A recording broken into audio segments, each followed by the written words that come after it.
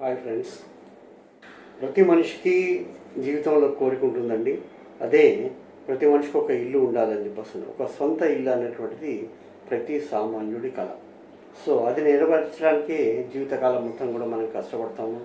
తర్వాత మనము ఏమి అంటే సొసైటీలో మన యొక్క వాల్యూ ఎలా మెజర్మెంట్ అవుతుంది అని చెప్పేసి అంటే, కేవలము ఆయన ఎంత ఆస్తి సంపాదించాడు, ఎన్ని ఎకరాలు సంపాదించాడు, లేదా ఎన్ని ఇండ్లు, లేదా ఎంత కమర్షియల్ కాంప్లెక్స్ ఉంది, ఎన్ని రెంట్స్ వస్తాయి, ఇది మాత్రమే మెజరబుల్ అండి.